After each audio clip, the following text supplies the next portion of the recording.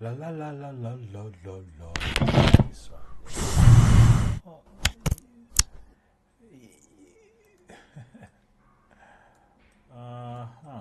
Is it not? All right. So now. Let me check real quick my stream. So I just decided I'm just gonna stream with this and see how it works. This is the second one. So I'm recording the stream also. So the clips that I'll get from this, the shorter clips, they'll be, if the video is, it's not so smooth, we gotta stream. Today we have a lot. Let me get this right here. Where are we now? Yes. So today. Yeah, we are gonna start with the business at Venezuela. I'm very intrigued by the politics of Venezuela. And not just Venezuela, just generally politics, especially what affects my biggest market that I'm targeting. Now, there's many ways to look at this, but in my opinion, I think that if we listen to people who've done a lot more research, probably this is the people, if you see here on the screen, here this is on the Trigonometry channel. So live Venezuela update with Francis Foster and Constantine Kissin. So I watched this channel, they're funny and I enjoy watching their content. Now, this, is it Francis? Yes, Francis Foster is, I believe, a Venezuelan, I believe. So we're going to start. I've watched a bit of it. It's very interesting. So we're going to start.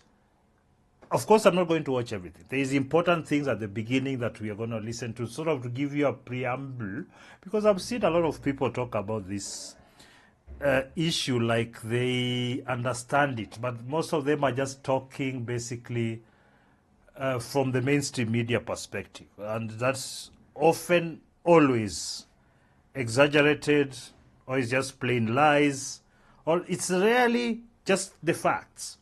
Now, this Maduro fellow is not like this clean person. In fact, at this particular moment, he's claimed to be president. He had lost an election, then decided not to step down. So that's the position. So for me, from there on, everything else that comes, it's kind of acceptable in my view. But let's listen into the trigonometry. All right, Francis, sawa. Hello, everybody, and welcome to the first live episode of the year. As you can see, thanks to President Trump, we've had to come back to work earlier than we planned, so we're not in studio. Welcome one, welcome all. And it seems the pattern of 2026 is to continue the pattern of the previous several years, where any country that we have any connection to personally gets invaded. It's your turn, Francis. Congratulations, mate. Yeah, thank you very much. It was a rather surreal experience to wake up on a Saturday morning, turn my phone on, check the football results, and it wasn't actually the football. What was actually on my screen was something that Venezuelans have been praying for ever since basically Maduro got elected, but also before Maduro in the time of Chavez. Before he continues, now the prevailing sentiment is split this way. There are a lot of people who are kind of left-leaning, who are woke, who are against this action. There are some people also who are like on Trump's side who are against this action because, America First people, they are saying, no, you shouldn't. They don't want the wars to start. But in my opinion, this was not a war. Not in my opinion, it's just not what, it was not a war.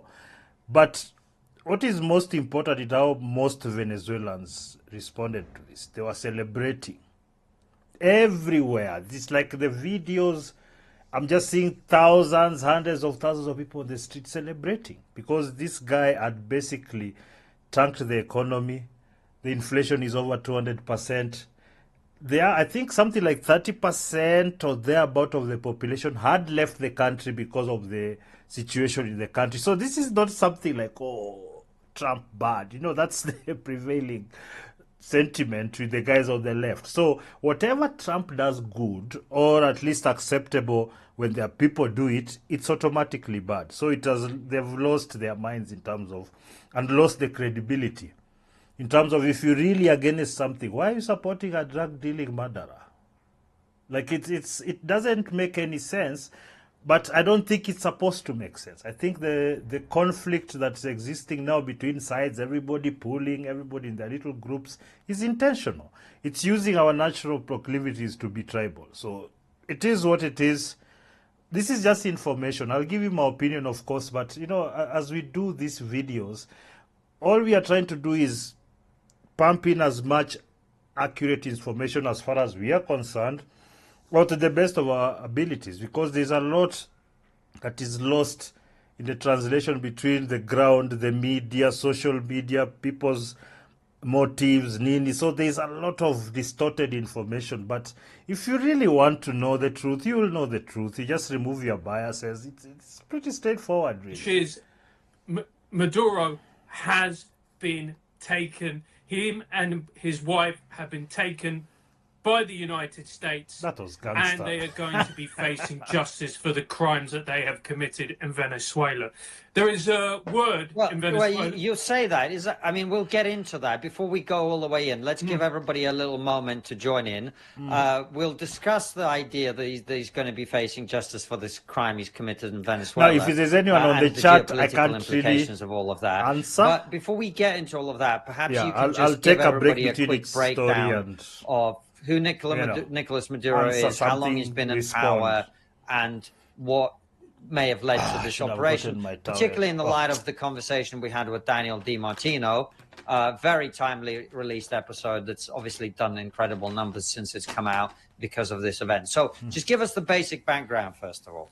Of course. Listen now. It all starts in 1999 with Hugo Chavez being democratically elected by the Venezuelan people in a landslide victory. This is what people always forget.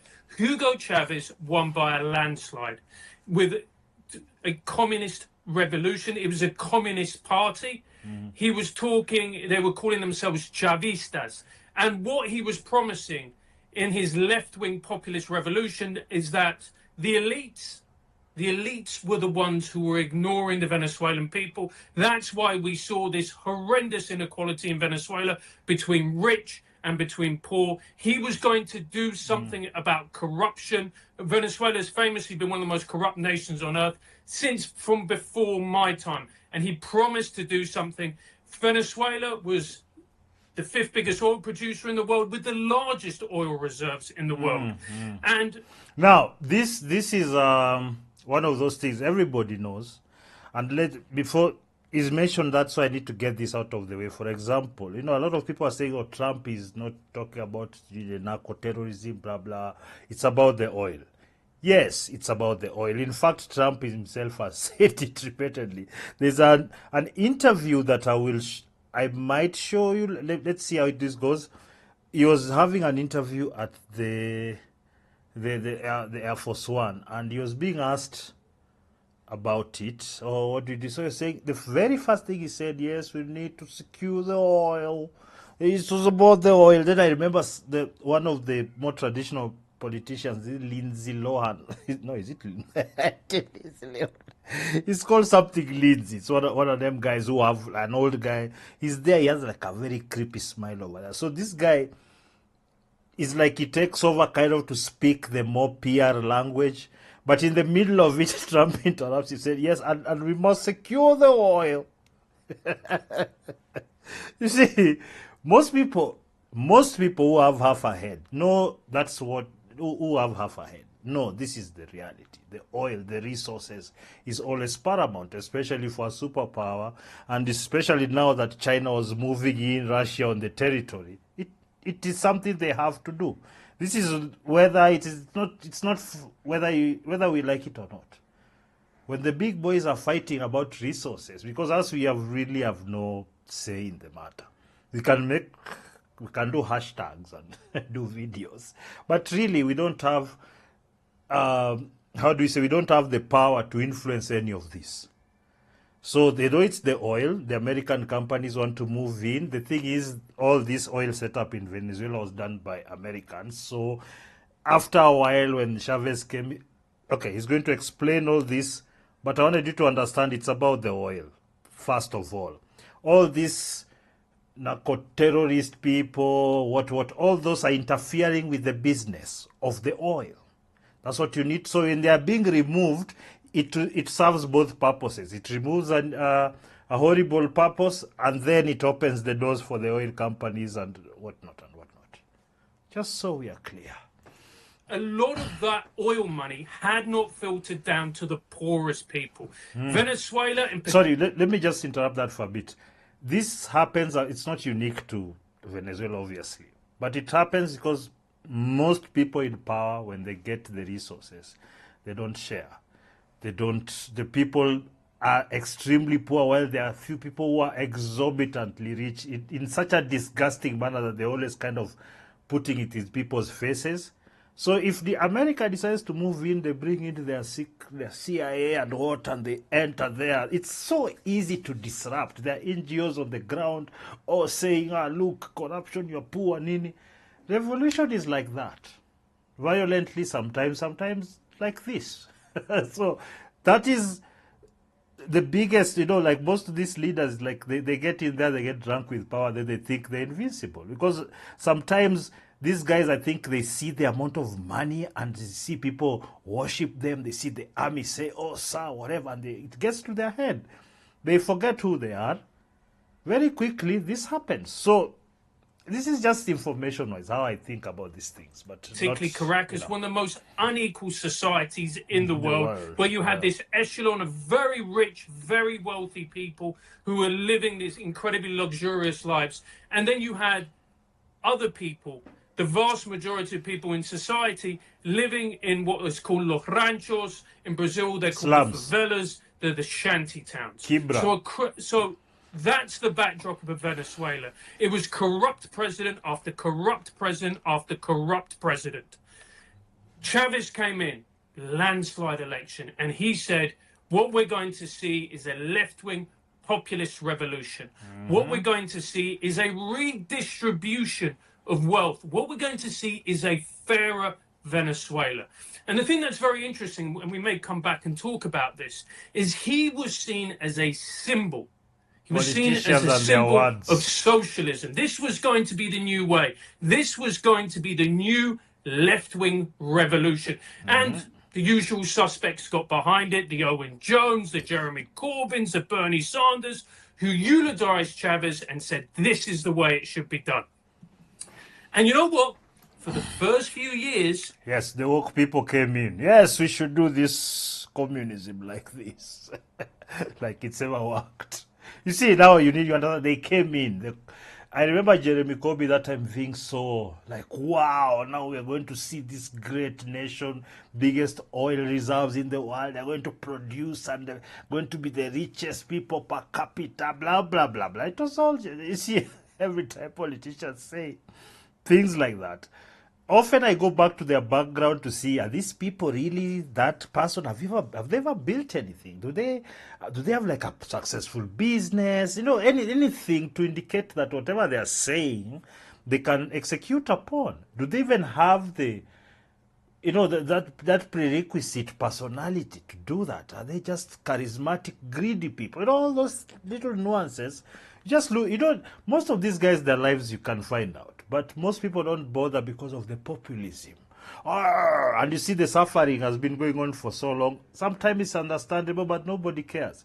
If you do not really assess the person you're going to put in power, you're going to suffer, even if you have momentary moments of bliss and reprieve. That's just to give you a breather before they come back even worse. And that's what happened. It seemed to be going okay. Oil prices spiked. There was some sort of redistribution of wealth. Hospitals opened, new schools, etc., etc. And people were thinking, actually, could this be a new dawn for Venezuela? A new dawn for a fairer Venezuela for everybody? But unfortunately, what happens with communism... It never is. And you see, those kind of games have been played by politicians for so long that, if citizens don't act to it, that they're always falling for it. It's a weird thing. It's like we always forget. Right about that time for elections, when the campaigns are on, you find everybody's like, everybody just moves to their tribe. It doesn't matter what the person in their tribe does or is been accused of or has done before. It doesn't matter. They'll vote for him. No, I'm not talking about Trump. He was being followed. His was different. Communist parties and communist dictatorships is they start off with a narrative of fairness, and you will know this very well yourself, Konstantin, and slowly but surely the tentacles of power start to go into every facet of society. And when you hear about that internet censorship thing you see all the time, they are saving the kids, they are saving the women. Every time you hear that, you see, that is the language that is used for you to cede your power. Okay, now you can control my speech. You can tell me how to cough. You can tell me what to eat, what to wear, what music I can't listen to. You can tell me everything, dear government. That's what most people do, and I sort of get it, because some of these things are humongous, like the challenges. So you think, okay, I don't have a job, I have 2 kids, 3 kids, blah, blah, blah. And then the government comes, says, okay, I'm going to give you this stipend. Instead of saying, okay, we've started manufacturing here, you need the skills to jump in, which is a longer lasting proposal. So we jump for the free things which you think are... There's nothing for free, my friends. Nothing for free. We saw this bit by bit in Venezuela. It started off with allegiances with Cuba. So there was allegiances between Venezuela and Cuba.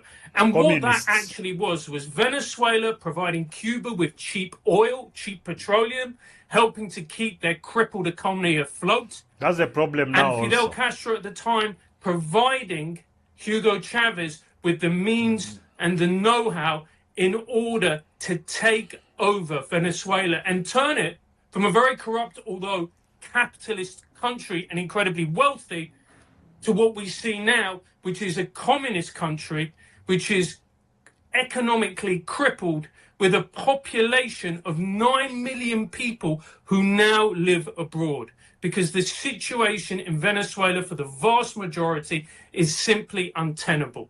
It is one of the poorest nations on earth. Its life expectancy is lower than Syria. Inflation regularly hits around 200%. We talk about unfairness before, but now what we have is a majority of people who struggle not only to make it through a day or a week or a month, but struggle to eat. Let me insert this idea right about, because people talk about these arguments about capitalism, I don't know, socialism, communism. Everybody thinks their system is the best. Everybody at least who supports. But the system that has gotten the most people out of poverty and built the most is capitalism. That's whether we like it or not. In fact, all these countries that claim socialism, they are feeding off the fruits of capitalism to trade and do all those things. No free stuff. People actually getting to work. All right? I just want to check if my camera is still on. Oh my goodness. Let me check here real quick. Yeah, don't look at my face. Very nice, very nice, very nice. Let's continue. Venezuela has become it's turned from one of the richest countries in the world to an absolute economic basket case. Now, because there's no real production. Have you seen what governments, when governments are doing projects, have you seen, it doesn't matter where you are, in first world, third world, it's always multitudes more inefficient, multitudes more expensive, and the results are always, That's usually what happens, because when you let the government take over everything, government, they don't have the capacity.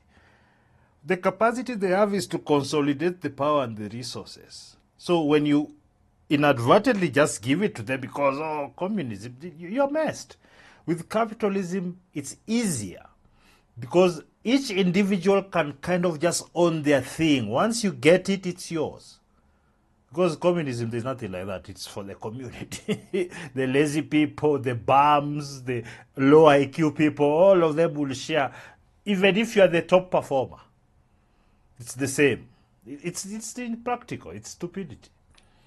What happened with Chavez is his power grew, and as his power grew, so did the human rights abuses. So did going after political opponents, imprisoning them, Like your guy imprisoning locally. journalists, threatening journalists, torturing journalists. There was no such thing as freedom of speech in Venezuela. And that was how it progressed. And then the economy crashed. And then what happened, and no one expected this, is Chavez got sick. He developed stomach cancer. And he passed away in 2013. Now, this was a ray of hope for Venezuelans at the time, who thought to themselves, now maybe with Chavez gone, there's a new hope. Maybe with a new leader, we can have a new dawn. Maybe there's going to be a chance for us to be able to actually start again. Let me guess, it worked out perfectly. Yeah. Yeah, it worked out perfectly. Yes. He elected a man called Nicolas Maduro. Now, this is very interesting. Nicolas, and this was a shock to every Hold on, when you say he elected, who elected? Oh, sorry, he didn't elect. There you go. There was a Freudian slip. He nominated his successor on his deathbed, Nicolas Maduro. Okay. And this was a shock. Anyway, that's standard for most types of power, but in this case, they had to keep this going on. And Chavez had already set up the networks across South America for drugs, for all the oil, and yeah, so this has to continue, my people. At the time in Venezuela, because there are other big players who people expected to be the leader. Now, Nicolas Maduro was a former bus driver.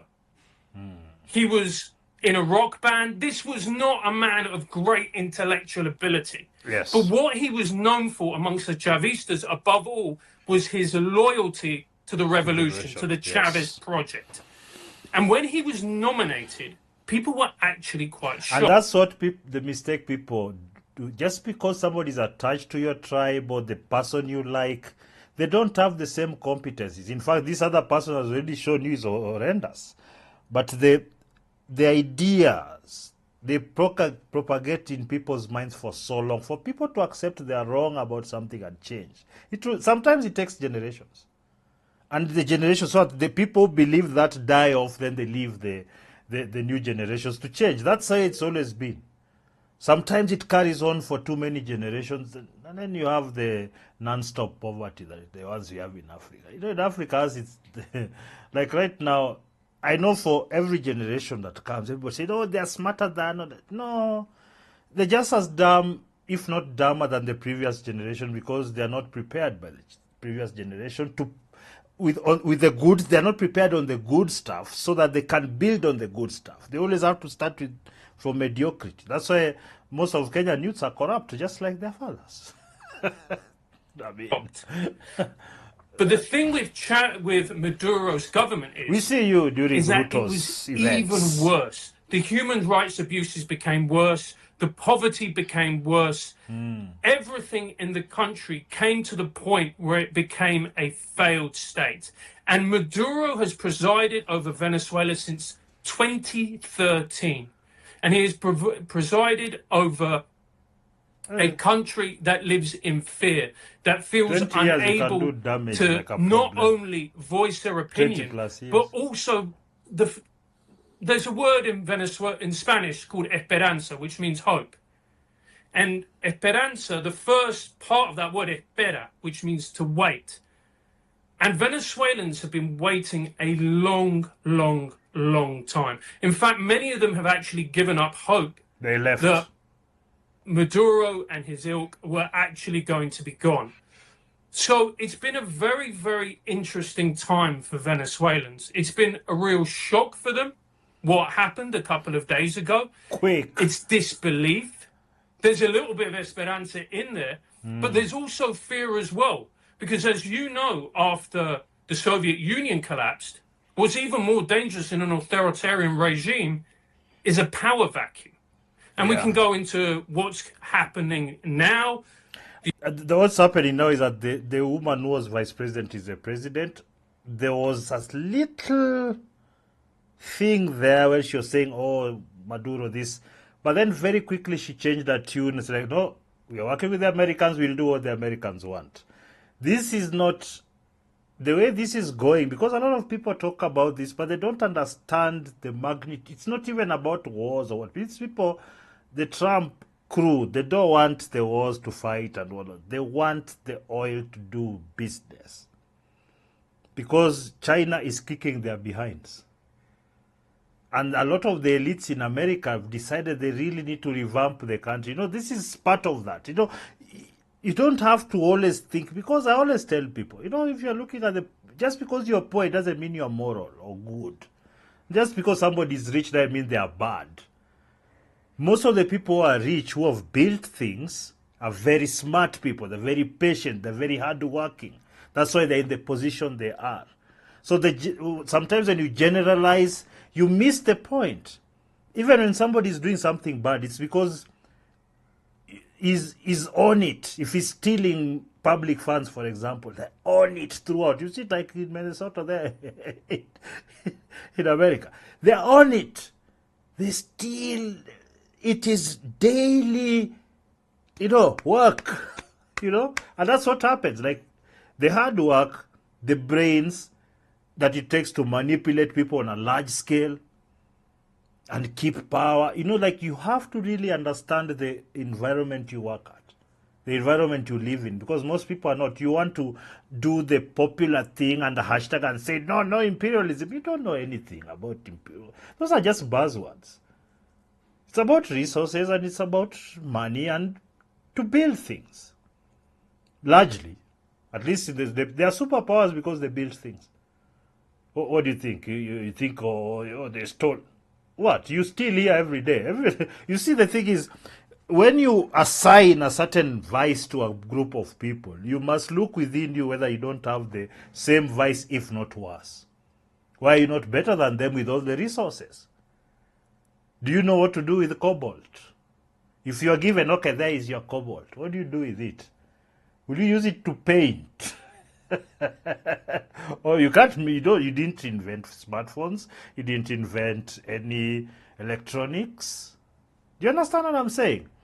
So it's really just about having a mind that is solid, that is not fragile.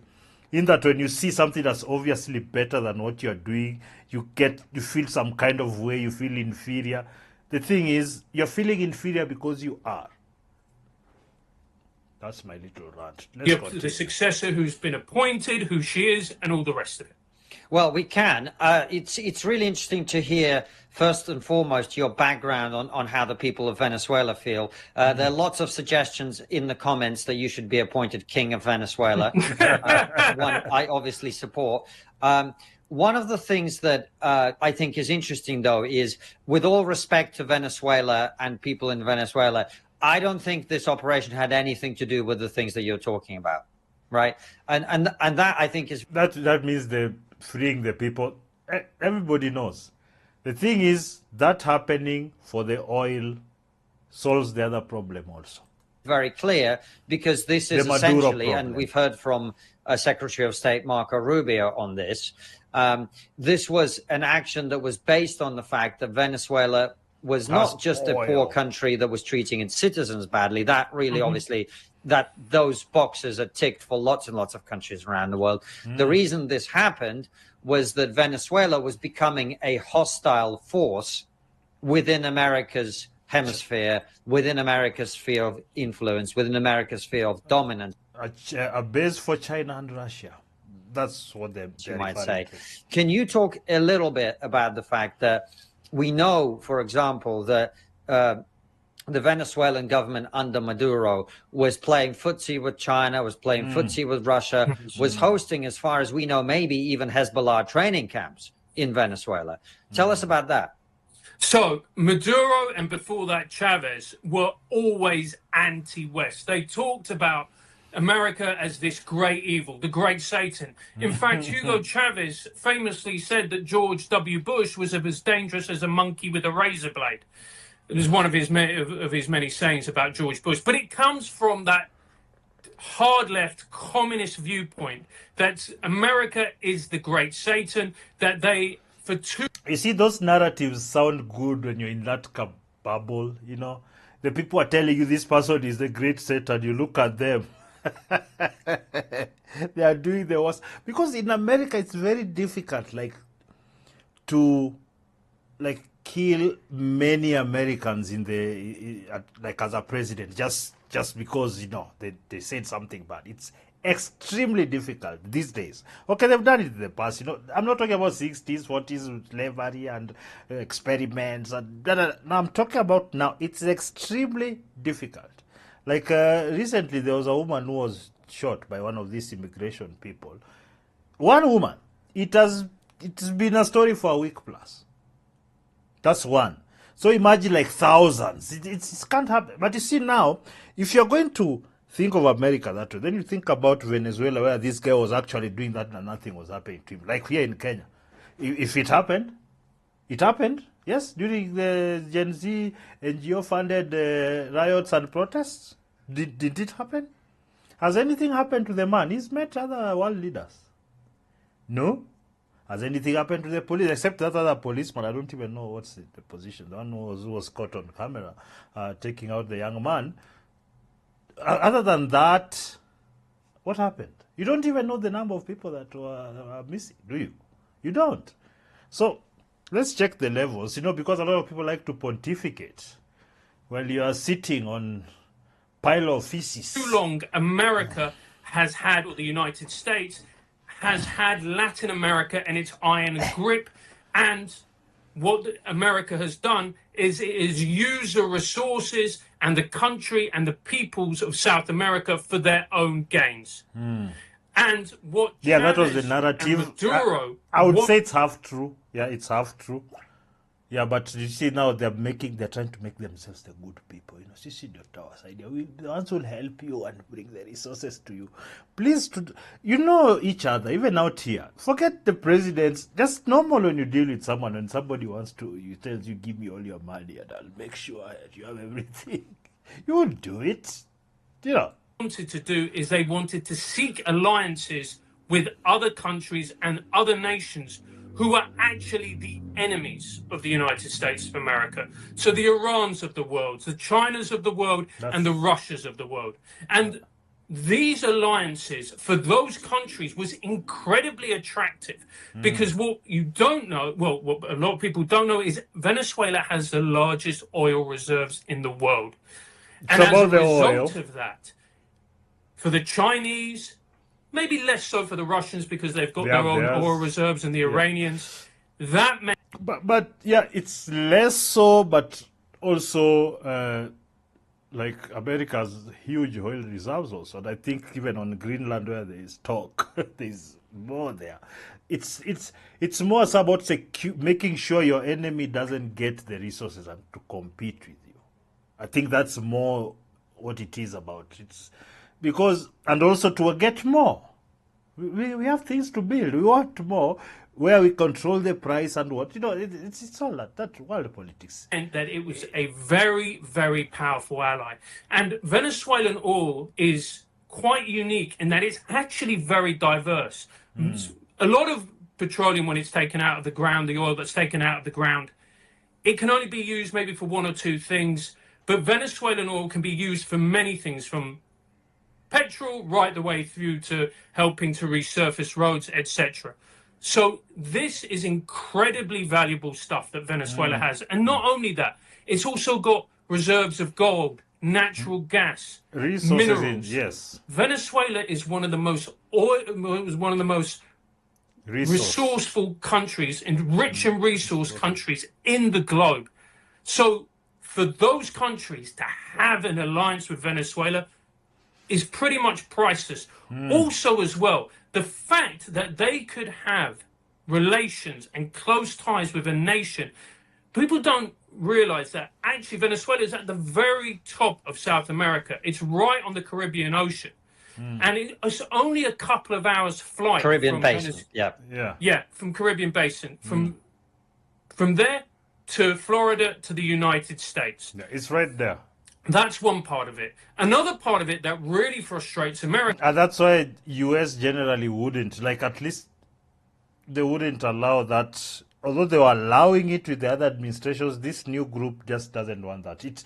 Before they never used to allow that. So it's just kind of going back to how it used to be, because it's a real war. There's no actual kinetic war, say war China against US and whatnot, but they're using a lot of proxies. They're fighting economic wars, tariffs,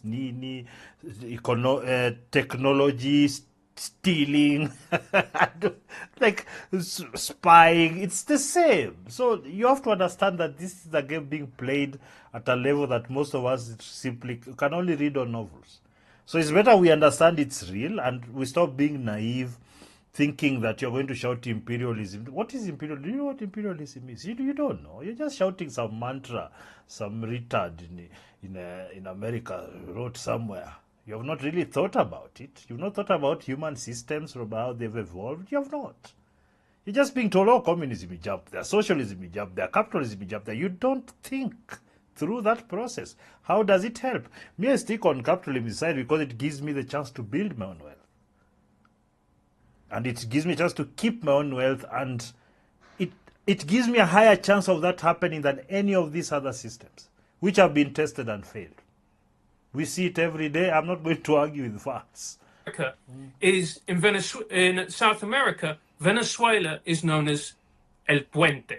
El Puente. The bridge. Why is it called the bridge? Well, it's very simple. That's right. Because Venezuela doesn't produce cocaine. Oh, okay. Bolivia, for the cocaine. Colombia, Peru produce the cocaine. But Venezuela is known as El Puente, the bridge. So people, drug traffickers, take their drugs to Venezuela, and then they use it as a bridge to go to different parts of America. And that, again, was another. It's not the main reason by any stretch of the imagination. It is one of the reasons. So, just in case, the main reason is the resources, oil being top of the list, then maybe a few of those other minerals. Then there is this drug thing, which creates an unsafe environment to do business.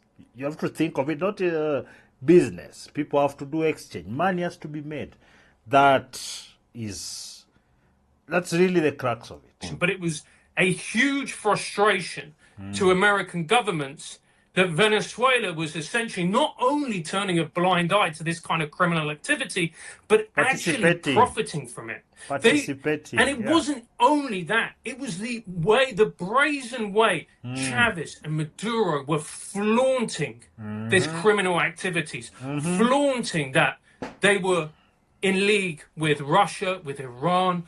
I remember talking to a cousin of mine there, and I was asking how Venezuela is, and he was like, bro, we now have Hezbollah training camps. You see, that's what happens when you create that environment, there's too much illegality and too much violence. So it's all about violence here, violence. So it becomes difficult to make money and build businesses. So for me, the case I continue to make the case that, all this, the politics, when you think about the politician like this, and you're acting emotionally out of it just because, hey, we were told, CNN said, this Trump is a nut. Yes, he's bad. He will take over. Like, come on now. America's done this for how long? Since the World War II. Non-stop, consistently. Vietnam, Afghanistan, Iraq, Iran, Yemen, Syria, Libya, up our friends. Then now proxies here, Sudan. So what are you people talking about? This is not unique. You are just deranged by this one messaging that you are given non-stop for 10 years. You've refused to look through and just see things the way they are, right in your face. If you think about it from the Americans' point of view, this is entirely unacceptable. Yes. The provocative nature of Chavez and then Maduro thumbing their nose at Venezuela was, for many American governments, untenable. I think a lot of the American politicians are on the take from those drug dealers. I think that's something they don't want to really accept because it's going to throw... It's like the Epstein thing. It's like a lot of people are involved to a point where they're all just looking, oh, yeah, Epstein, yeah, he did. It's the same thing, where people are like, hey, but it's going to touch so many people, so they decide to kind of just wait it out, Example, Guyana. So, for those of you who don't know, Guyana is a country in South America. Yes. It's a former British colony. Guyana. Next to Venezuela. And there's always been disputes between Venezuela and Guyana. Venezuela say Guyana, there's a region of it that should be part of Venezuela. The Guyanese dispute this, but it's impenetrable rainforest. Who cares? Yeah. Until 2015, when some of the largest oil deposits were found in Guyana. At this point, that means that the impenetrable forest will be penetrated. Venezuela decided that they were going to stake a claim to this territory. Okay. Maduro redrew the map of Venezuela, distributed it to schools with this new territory as being part of the Venezuelan nation. He then, in 2024, I think America is not going to allow it to do that. Come on. It's what are you doing? Was 2023, they had an election where he asked the Venezuelan people, should this new territory be part of Venezuela? And apparently, the Venezuelan people agreed to it. So you see, what they were doing was not only liaising with the enemies of the United States, not only were they providing and profiting from the drug trade, but they were also saber-rattling right in America's back door. And this came to a point, Biden put a bounty of around $50 million on Maduro. Yeah, Maduro and the wife. But yeah, most people kind of just forget that bit. Yeah, Biden administration actually now they had enough. Then they put a bounty. I don't think they were specifically motivated as Trump to go through with it. As I was saying, I think some of those people on the tech, maybe yes, maybe no, but they were not as motivated. Probably because Joe Biden was brain dead and he could say anything about it. Probably that, but. Wakina Trump, they were motivated. They said, no, can we just go take this guy? Who are these people? Somebody very powerful just said, why are we hesitating with this action? They just went and did it. You saw it. Everybody's shocked. Sometimes I've heard even stories about the guards there saying there are weapons used, they are not seen. That's for sure. There are things these first world countries have in terms of weaponry, and on top of them, America, and probably also China. They have weaponry, I believe, can literally split this planet in half. There has to be, because human beings have seen the technology. Look at what we are doing here. I'm just throwing my words to the world like this. Even if somebody is in America, they can watch right now. The people have been able to. Do you think they can't? There is more out there than we know. Some people say aliens. I will tolerate that in the movies. For now, even those say they are unidentified flying objects they like showing us. I think that's just technology they have. They're testing. So sometimes when they're testing, one of the guys was there who's not in the program. He saw it, then he recorded, then then they were like, oh, that must be aliens. I'm not sure. Let's keep the file there and we go for investigate. You think if there was technology for alien technology, do you think we'll know about it? I mean, sometimes we are too naive. Like, we wouldn't know. We would know nothing.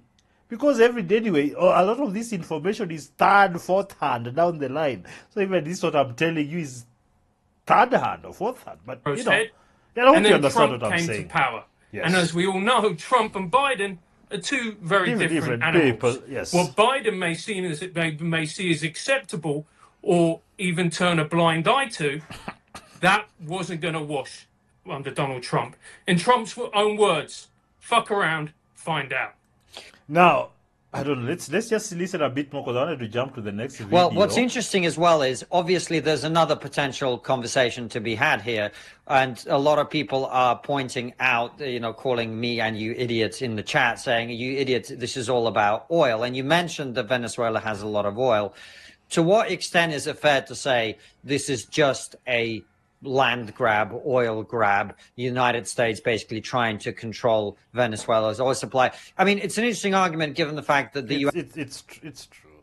is the largest oil producer in the world. It's not like it needs loads more oil.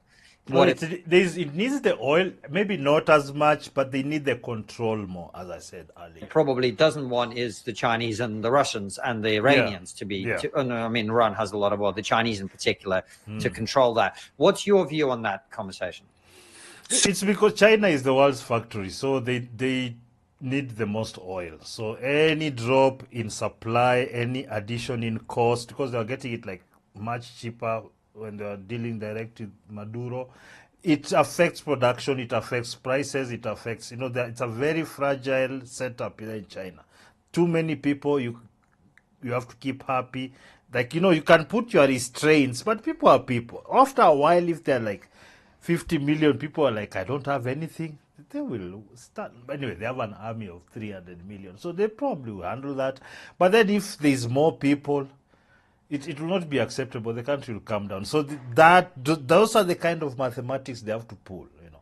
Sometimes magendo, this black market, it's because it cuts out too many people and very few people actually benefit. That personally it has to go, in my opinion. So one of the opinions that people are saying is it's not that America needs the oil. The reality is Venezuela provides around 4% of the oil for China. So China is not largely dependent on the oil.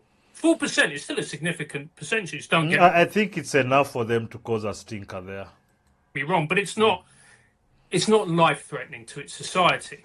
Not yet. A lot of people are saying that what Trump wants to do is he wants to seize Venezuela, then co-opt the oil, bring in American companies. They're going to make a lot of money. But he's actually already said that. It's not a secret. He said that on several interviews. I watched them myself. I'll post a clip somewhere. It's also going to help to control the oil prices. Because once you start to control the oil prices, and if you keep it below $50 a barrel, that is really going to affect your enemies. Really going to affect your enemies.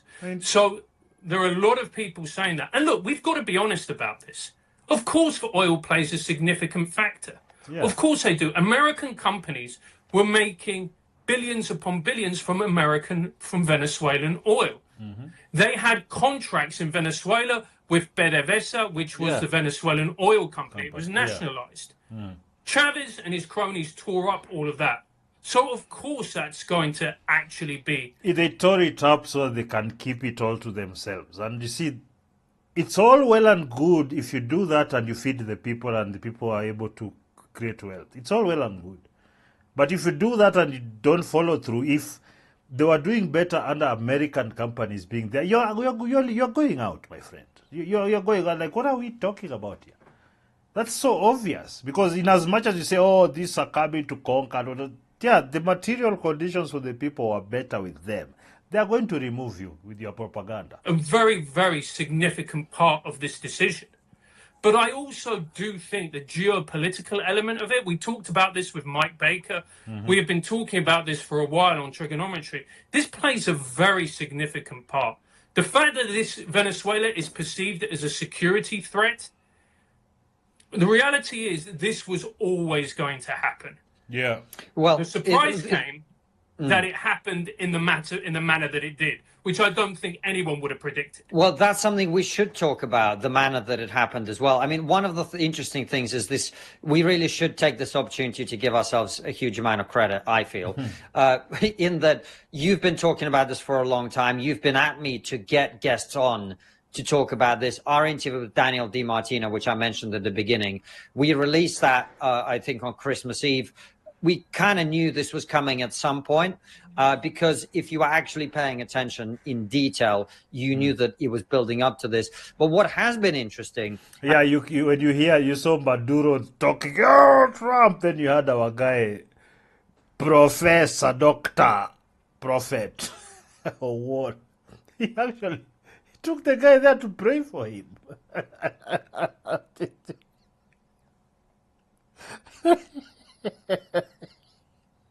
You guys, there's a reel I put on this channel that I think YouTube just crashed it. There's a reel just showing what they say rattling Maduro. Oh, Trump, come, I will see. Maduro was also telling Elon, come, let's fight. It was very childish, but I know that's distraction. But you could tell that they were very nervous. Now they were just throwing tantrums. There were big crowds. Oh, this imperialists will never come here and blah, blah. I know. That when they start doing that, you just know, where? Next is Cuba. Next Cuba and Colombia. I think it's going to happen. Not in the same way. Sometimes it's just they just force elections. People are removed in a way. It's done in different ways. It depends on what the level of threat, I guess. Sometimes it just takes longer and you need to infiltrate the government and the country and, media and the messaging. Because if you have like dictatorial countries, it's very hard to do media messaging because they own the media, the dictators themselves. So it's usually a very slow process of allow one NGO, they give him a bribe here, allow another NGO, bribe other person here, a person there, so like that, they take over. You need to really, there are many, many documentaries that tell us how the CIA have been operating for the last, is it not 100 years, 50, 60, 70 years? Very interesting. Go and do some research. You'll find, a lot of these things won't shock you. That's why you see I talk a bit nonchalantly about it. It's because really I get in my opinion, I get most of the picture what's going on. And and I realize just how little power I have in this setup. So for me, I'm just commentating. If it goes out, it goes out. I mean, one of the things we haven't talked about, and it's really shaping the way people discuss this issue, because... The thing is, anyway, when you do these videos, a lot of it, the information has to disseminate, because even as you want change, it's over time. So that when you see stories like this and they're being applied in your country, then you can slowly start to change things, because people are dumb. People are very territorial. People are very tribal. So it takes time to kind of tell them, okay, it's your thing and what needs, but we need to share and fairness. It takes time. People are, survival for the fittest. As we know, having talked to lots and lots of people, from different sides of the political spectrum, there's obviously a massive isolationist, non-interventionist wing in American politics in particular. And I think it's fair to say that it's based on the fact that Iraq was a disaster, Afghanistan was a disaster, and before that, Vietnam was a disaster. But what's happened here is... They claim Libya, NATO, but NATO is basically one of the military arms of America in Europe. Who doesn't know? They were funding them throughout. Right now, when Trump is saying, I don't think we are required. You have become surplus to requirement. A president that many people thought would be non-interventionist and isolated. But you see, it's naivety to think that America first, or you're going to be... America is the world superpower. You have your tentacles everywhere. There's no... You can't run from it. You close your military bases, which are, I don't know, here they're almost 1,000. It's across the world. You disentangle the dollar from other economies. It's not going to happen. It's set up. So, yeah. Is actually you can't lock yourself up. What you can do is that all this business you have across the globe has to serve you in a way that it doesn't destroy everyone else. That's the only rational way to look at this, I guess. There is a third way in all of this, which is you don't have to withdraw from the world in a way that I think it's reasonable to say America cannot do while remaining a great power. Being a great power means... I didn't listen to this point, but you see, that's exactly where my mind was at. Like, you can't, how are you separating, and basically the world runs on your currency. Controlling the territory around you, and you're controlling selling neighboring things to countries, the world, making sure that other great powers don't encroach on your territory, don't sabotage your operations, etc. But what he's not doing is getting America embroiled in a regime change war. For 20 years, in like Afghanistan, in Iraq, I think it was 30, still there's some remnants. Like 4 years. This is come in, take a drug dealer, put him in, and then... No, they've told those guys, you chill, Ama, we come again. Everything is just kind of chilling. Venezuela is like, okay, what's going to happen next? Okay, amesema tungoje. Baba amesema tungoje. They'll wait. I mean, what are you talking about? In Iran.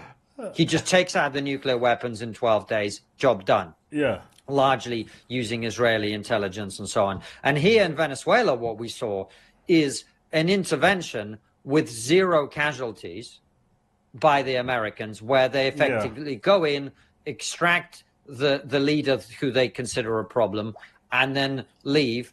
We'll talk obviously about the implications for Venezuela going forward, but it is quite a remarkable thing. And I think President Trump is single-handedly showing that you don't have to be someone who launches long, costly trillion-dollar wars to deal with specific problems in the way that we've seen in the past. Exactly. And anyway, I always have to check struggle streaming. I will improve, I'm telling you. Relax. You see, now that's the thing. Yeah. Okay, so it looks all right. I hope it's all right. The stream is all right. Yes. So that is really the bottom line, in my opinion. You know, like, a lot of like geopolitics is very complicated. Okay, not very complicated. It's just that once you get the right premise, you know the right history, the facts, not the propaganda around it. It's kind of, and then you remove your feelings from it. You remove the corruption that many of these propaganda and ideologies have done to your thought process. Go back to the basis of looking at things through logically. This did happen, then this happened. It was done by this person for this long. The information, the details. If you look at the details dispassionately, most of the time you'll just be fine, in my opinion. It has helped me a lot, and it's helped people. You know, it doesn't help, for example, if you're a business person who's deluded about the size of your market. Maybe one person who wants to please you goes and says, hey, by the way, you know, you have like 40% market share, so you can do this. Kumbe, you have like 2% market share. Then now you overproduce something you put in the market, nobody's buying. You told me I have 40%.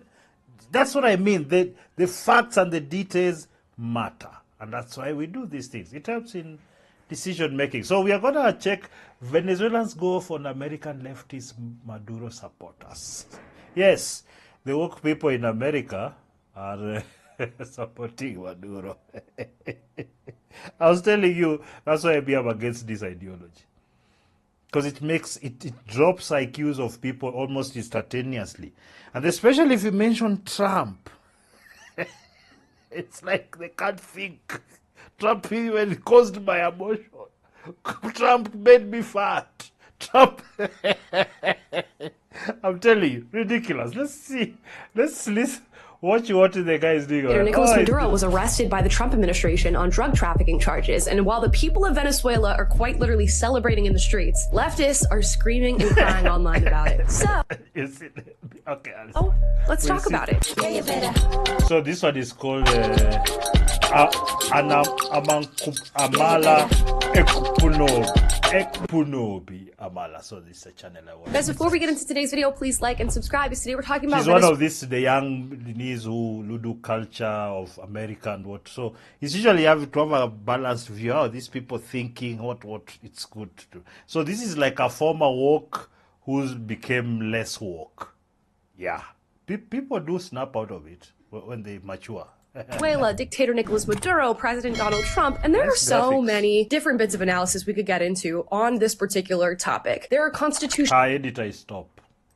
questions, geopolitical questions, America First questions. There's questions about American imperialism, believe it or not. So the list goes on and on. Now, I gotta tell you, I don't know exactly how I feel about this entire situation. I am typically an America First person, but I also cannot deny the reaction from Venezuelans that I'm seeing online these days. So I'm moving it in my brain a little bit. Okay, I'm thinking about it. And the answer is right now, I don't know. And that's okay.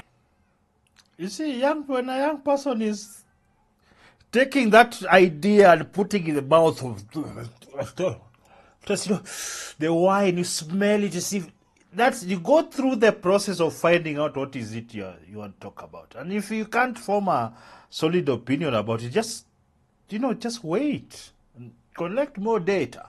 Hey, what I do know, though, is that Venezuelans are overwhelmingly celebratory when it comes to their response to their dictator being arrested, and leftists are now up in arms about it. So today we're going to juxtapose these different reactions that we're getting from Venezuelans and leftists. So let's start. Just a little bit of background before we get into our first leftist reaction. Nicolas Maduro is not an elected president. He is a dictator. He has stolen elections. He has starved the people of Venezuela, tortured the people of Venezuela, left them little to no defense against his regime. So just to lay a little bit of groundwork there before we get into the responses, here's one from a leftist. Trump said the United States will be running Venezuela. Whoa, a colony. Whoa, imperial.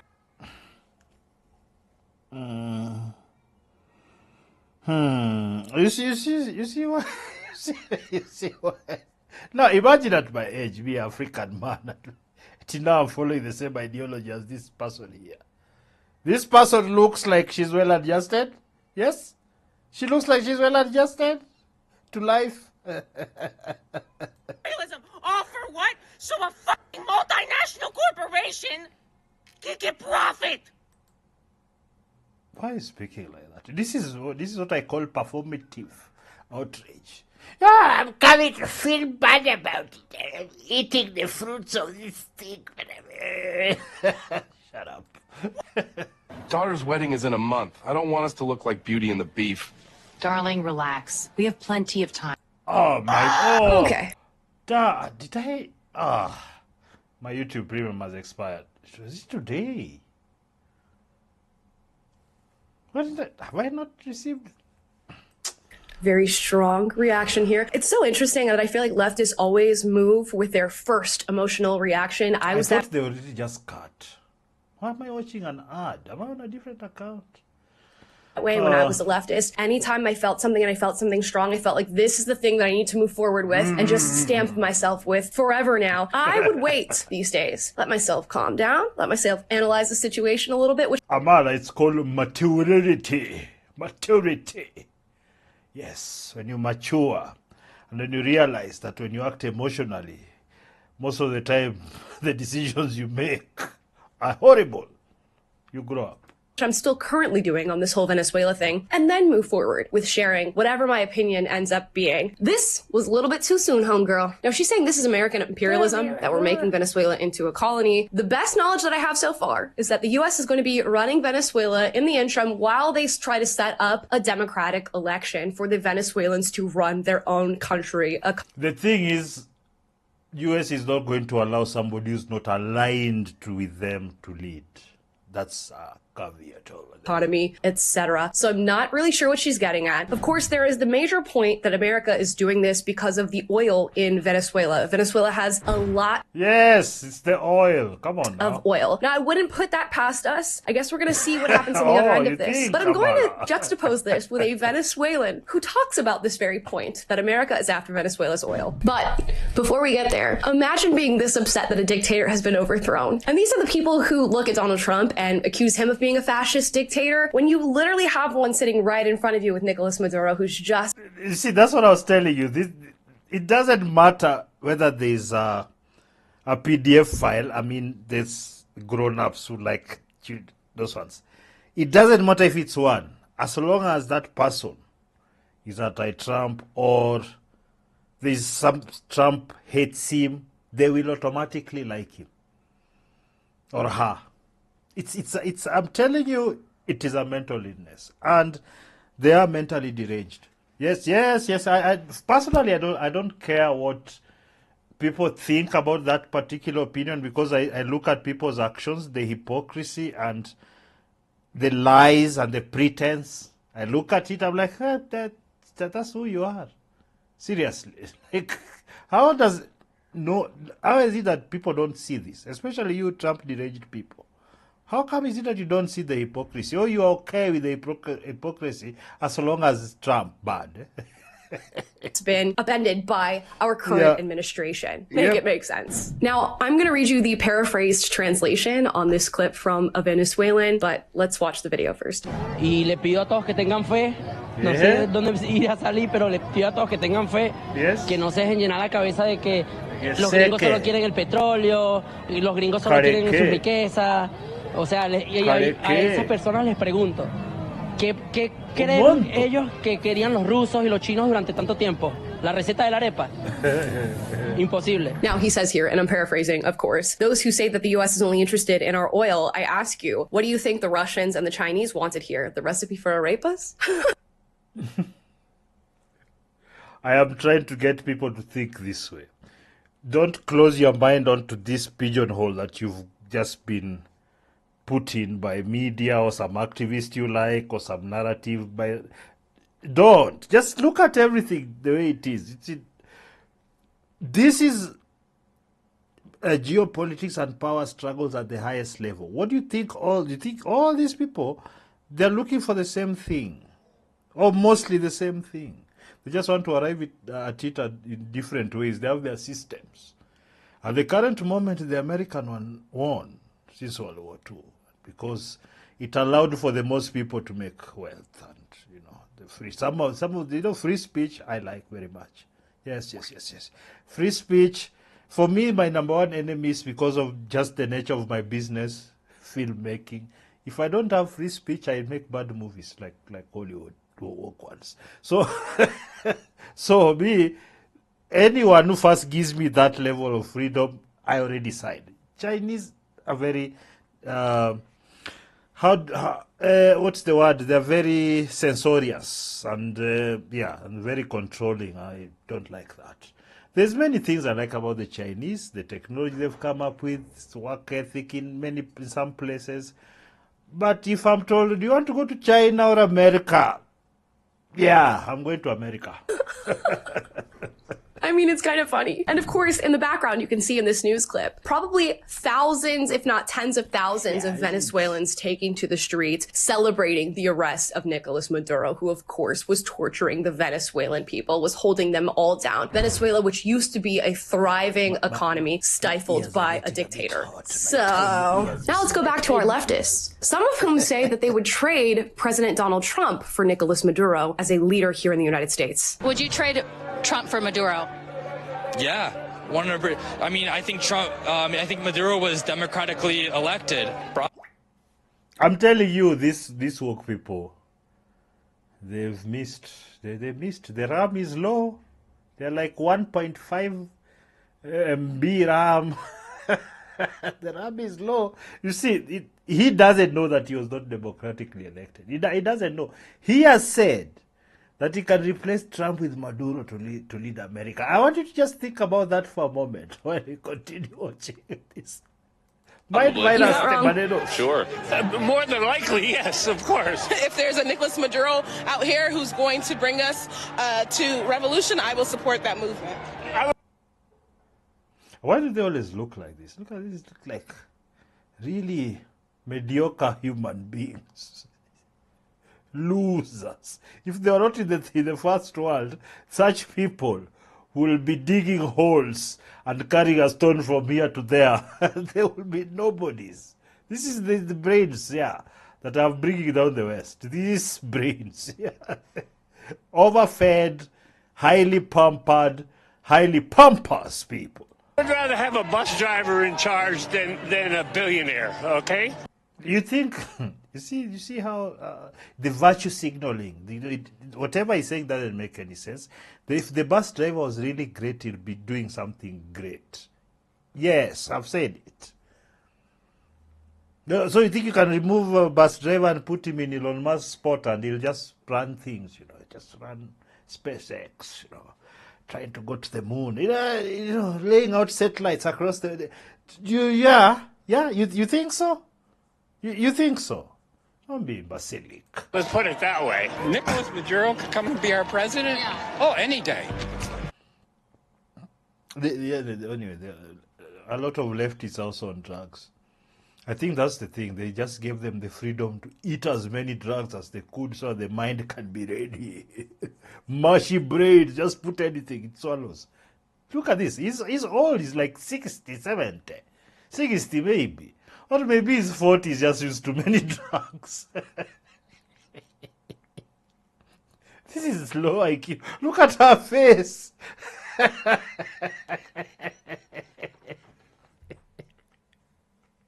She's so disgusted. Look at her face. Amala I'm dead. Any day. Look, all the check marks are there. He's not white. Okay, he's a minority. Okay. He looks a little too much like... And it's always white people who talk like this. They always want to virtue signal to black people like that. He's not white, so you're white, idiot. Saddam Hussein, though. Now I use Whisperflow. I just think out loud and it creates perfect formatted text on any Apple website. I'm so Oh sorry. my gosh. These people are literally advocating for an oppressive communist regime coming here to the United States of America because he's a minority, because it's in the name of revolution. And I don't think they have a true understanding of what that revolution... The problem is when your brain is full of buzzwords and nothing else. You just say, oh, revolution, oh, socialism, oh. You just say feminism, misogyny. The buzzwords, our comrades. Oh. Looks like they need to start listening to Venezuelans. They need to start listening to Cubans. They need to start listening to people who are directly impacted by communist regimes before advocating for that here in America. But when these people say what they want, listen to them. This is quite literally what they want. They want a Nicolas Maduro here in the US. And let's remind each other what that looks like. It looks like starving. It looks like waiting in line for groceries and food. It looks like having no defenses against an... We don't even do that here. You see, like, we are not that, and we are not rich, but we rarely get there. It's because the trade it solves more problems than this having a big power base there that decides, okay, give those ones have been good, add them some bread. Those ones have been bad, take away their socks. I mean, that's what we mean. That's what I mean. Regime. It looks like your economy crashing. It looks like your income tanking. It looks like you not being able to provide for your family, not having property in many cases. This is an absolutely insane thing to be advocating for here in the United States. But again, let's juxtapose that with a response from a Venezuelan after Maduro's arrest. I'm Venezuelan. People are criticizing Trump for what he did in Venezuela. They say he bombed and kidnapped our president. No. Let me be clear. That man was never our president. He's a dictator. He didn't... President. Why are you gay? Young man, why are you gay? Vote for him. Our elections were stolen. And when we protested, our kids were sent to prison. Minors were tortured. Girls were forced to prostitute themselves in prisons just to get food. Wow. To get a piece of bread. And where were all of you then? Where were all of you, liberals? Where were all of you? Where were all of you? You said nothing. You did nothing. But now you suddenly care about international law? I mean, now you all talk about human rights. He almost cussed. He is so mad. You see what you're doing, leftists? You're turning everybody against you with your bullshit. Look at how mad you've made this guy, man. Who's supposed to be on your side? This guy is on your side. He's on the woke side. But you've pushed him away with your lunacy. Look what you've done to Alejandro over here. Look. Right? Maduro didn't lead Venezuela. He kidnapped an entire country. So, no, Trump didn't kidnap anyone. No, he did not. He removed our kidnapper. And for that, we're thankful. You can divide politics all you want. But don't tell Venezuelans. Do not tell Venezuelans. Hey, so... Where is it? How to feel about being... But then this is how Tanzanians were feeling about you guys and your... Whatever they were doing. It's none of your business. It's none of your business. Yes, I've said it. Just because some activists are convinced you that something is righteous, just jump in like a fool, my friend. It's not your business. Free from a dictatorship. There you have it. And interestingly enough, the left is a group of people. But there are many like that. This is not like anecdotal. Most of like the videos I saw on TikTok with a casual glance, it's everybody are saying this. These woke people, you wanted to say that dictator, drug dealers killed people and dropped our economy just so that you can see Trump cannot get a win.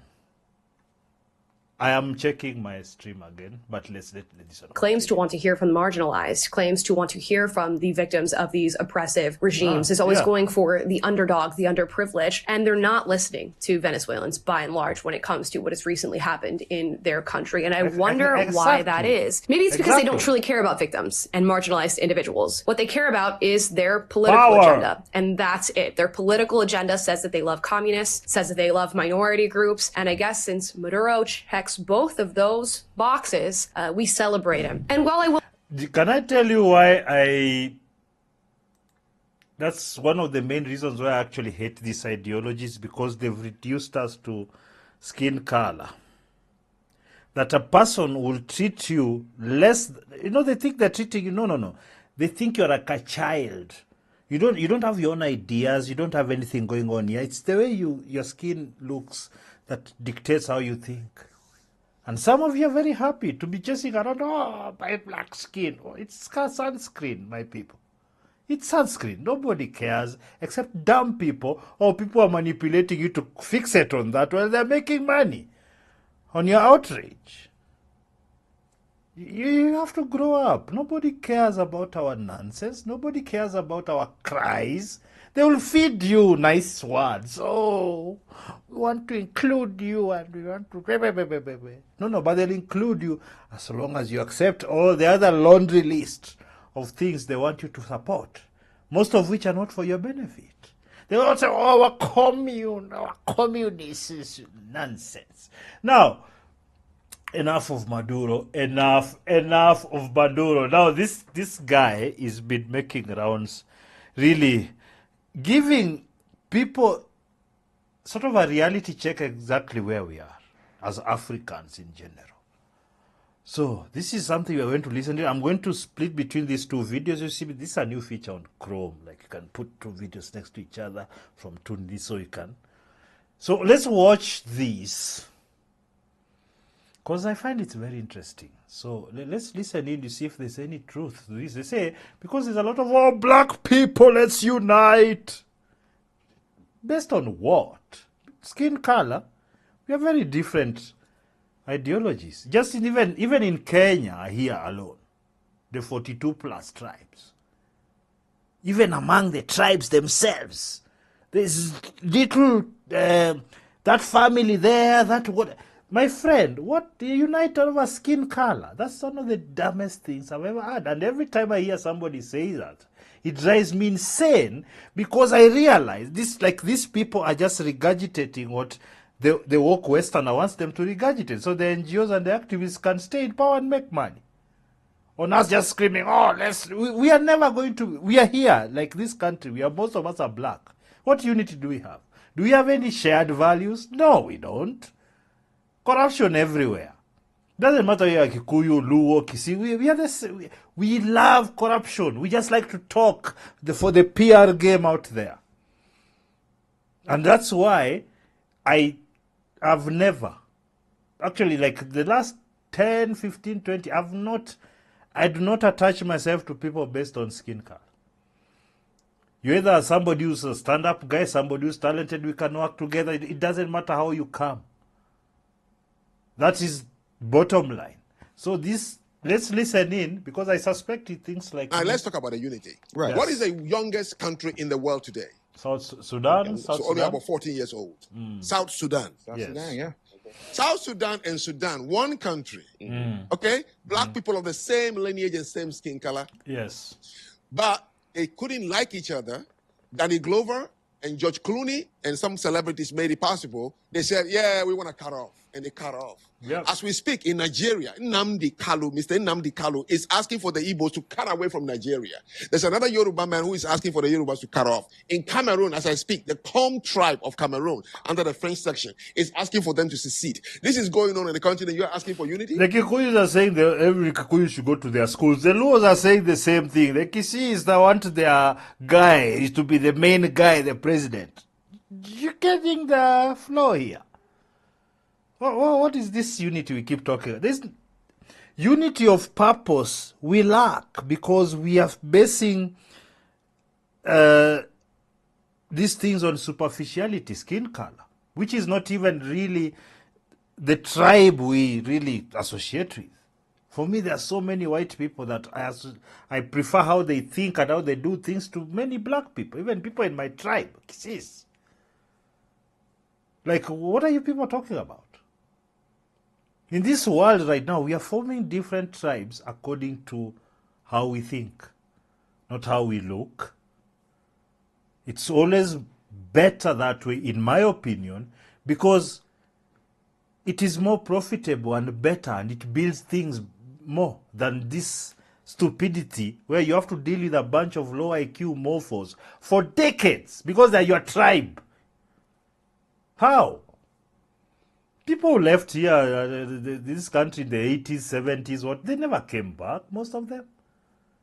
Most of them who came back, they came back and found shithole status as assumed. They couldn't get the jobs that they were promised. They found that the tribes had taken over. You couldn't go get a teaching job that you are promised or a research grant that you have to get because you're a certain tribe. All this happened right here. You can, even then when you do those things, we still want to blame, oh, the colonialists, the Brits. The Brits have their problems now with the Arabs and the Muslims.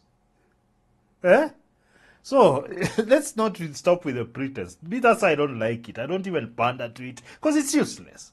A lot of the people want you to follow them because of tribe and skin color are totally useless to you. They'll never buy your things. They'll never support you for anything. Nothing. It's just, oh, you're my tribe. Just come fill numbers here. No, sorry.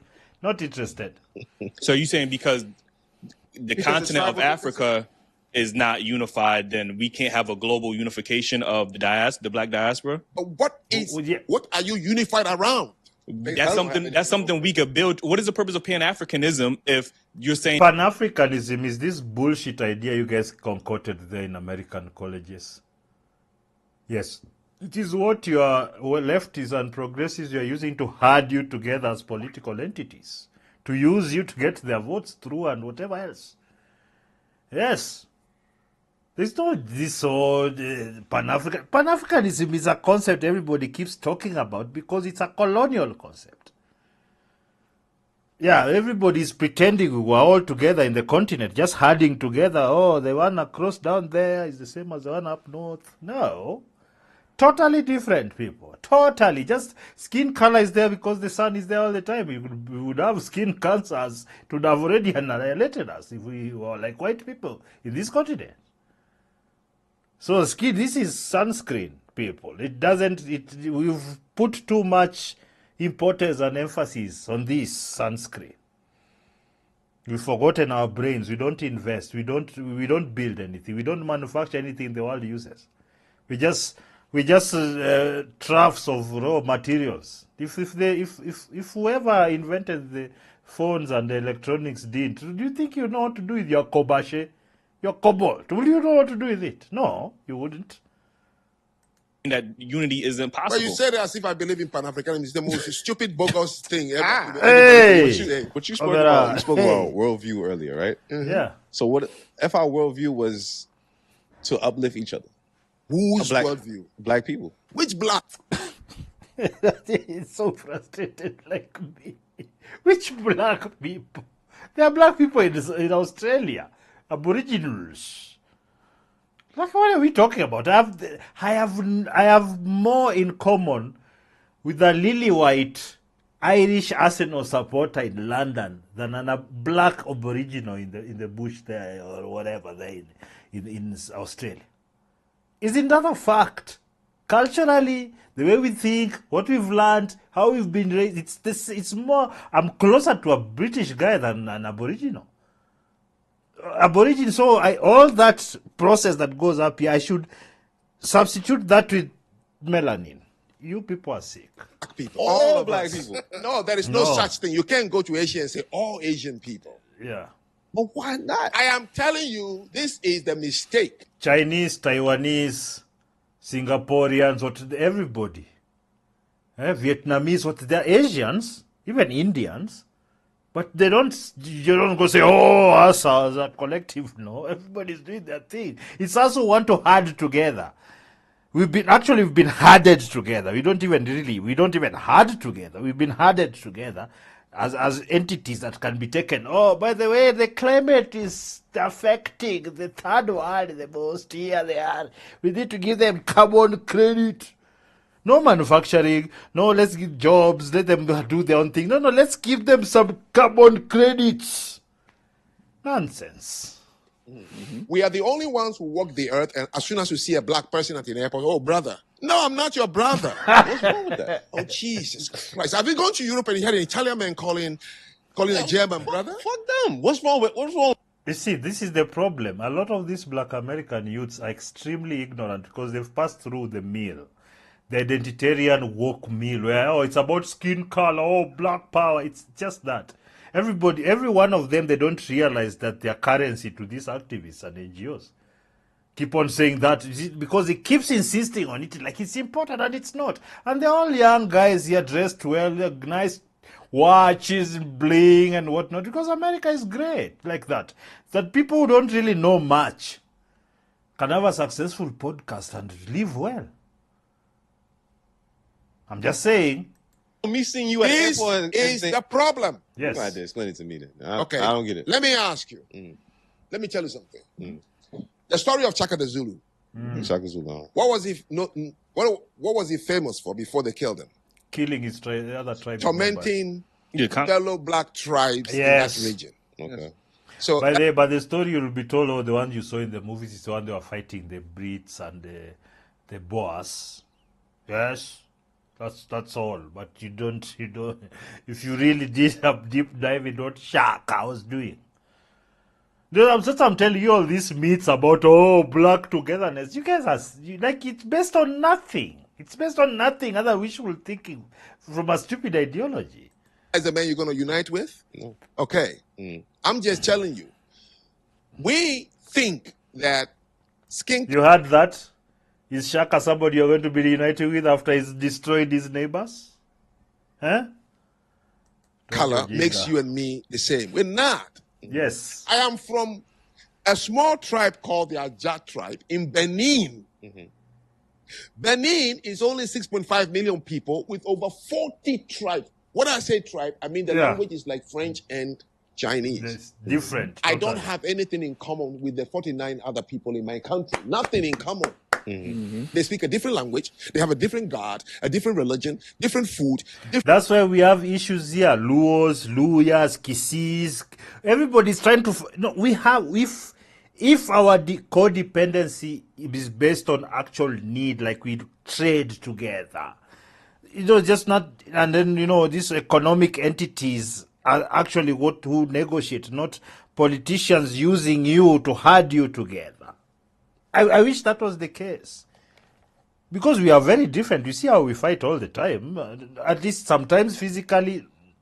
Most of the time it's verbally and on the streets. Yeah, Luos not circumcised. Oh, Kikuyus are thieves. Oh, Somalis. You know what it is. Different forms of wear and culture, traditions and customs. We were forced, carved and say, remain here. He's not my brother.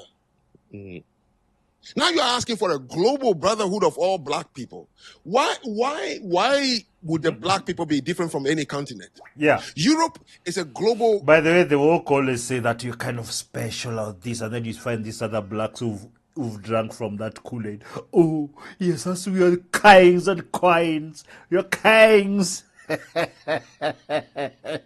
were kings, not queens. So, it's such a stupid concept. How are you all kings and queens?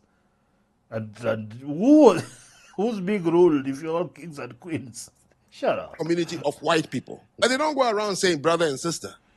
Asia is a community of all yellow Asians in Asia. They don't go around calling each other brother and sister. Same with the Middle East, same with everywhere. Where only when it comes to black people you think we are all the same. We're not the same. Oh, okay. Because, and look, hold on.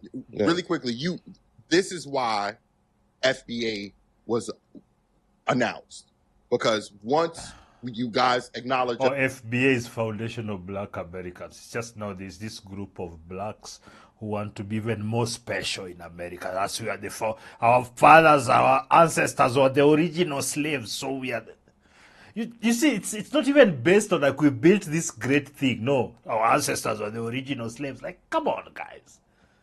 That's why you see, these guys, they have nothing going on in here. Here, cranium in here has been messed with. But they can change very quickly because they're not like dumb. They're just extremely ignorant. So like, as FBA, so you've been issued this stupid ideology or FBA. Because as colored people, right?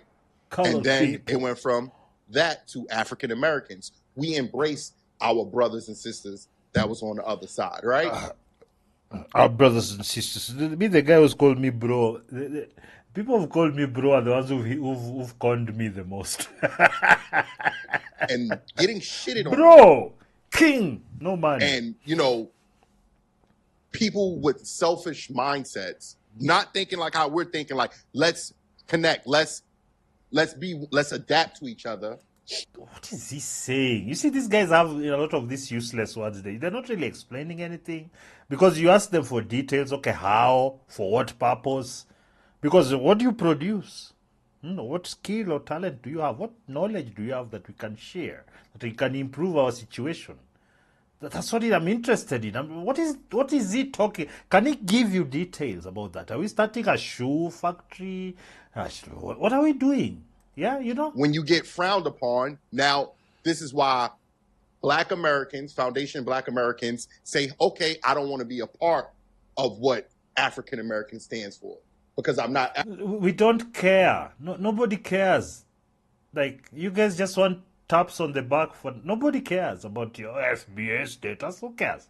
No one. African American. They clearly okay. Then that's where the conversation comes in. Oh, right okay, there. But look, but then you go with. So what is this Foundation of Africa? You guys was African American. Well, it's like why would I want to be African American if I know that you guys? Who is you guys African American? Well, the people that look at African Americans as if you're not African American unless you know what tribe you're from. What else? Unless you didn't read the book about. It's those silly purity tests that people have for each other. You see, it's always that. It's actually based on nothing other than the stupid identitarianism that doesn't profit anyone except the very few who are just installed that. You see, like if you listen to that, give me what's the detail? What's the gain?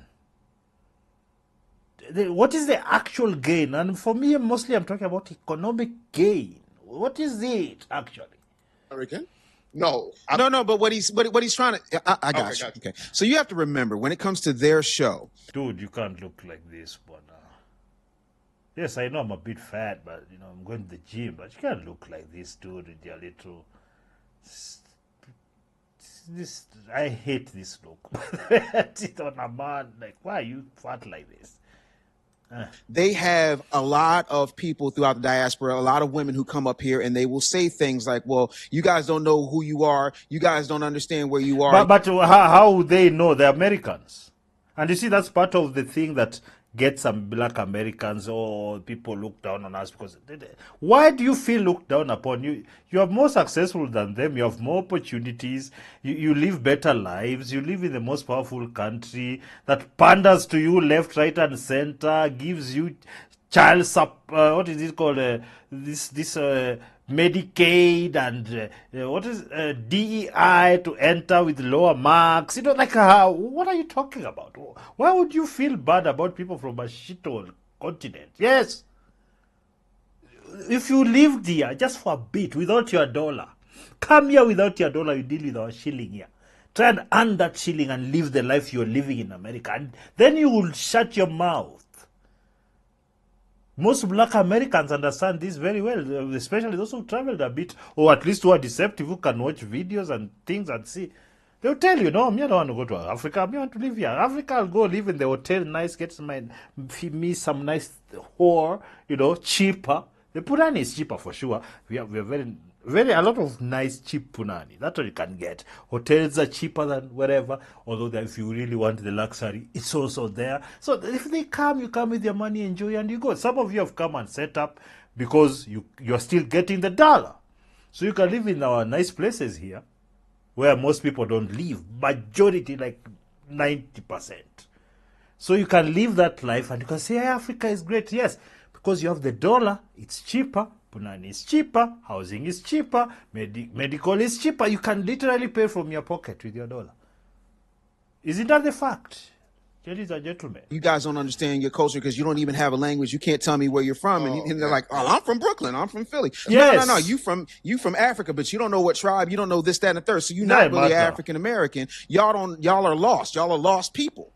Like, that is you could just. Those are narratives from your woke idiots who want to keep you in those superficial chains. I asked you, and Dave, I want to switch to you because Frank said he's not offended by the word tether. Sure. Right? Yeah. But when you hear the word akata, and there's countless amount of words, do you believe? I don't care. I think it's very childish that to overreact over words.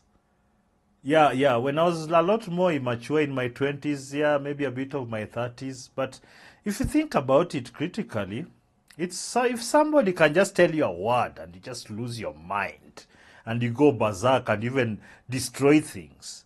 He is one. He controls you. Oh, I'm not gonna use the word because YouTube. I'm going to use the N-word on your face. Some white guy somewhere says, I'm going to just call this guy the N-word and see. Because they know, they just tell you the N-word and you become psychotic. You can't think. It's a word. It does nothing to you if you're not an immature, fragile human being. They have said it. Too many of you take these words too seriously. It's words.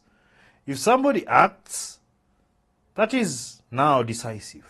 That's what you should care about. Words. Somebody calls you a bad word. Oh, your mother is an A. Then you throw you cry and you destroy the world. He called my mother a bad word.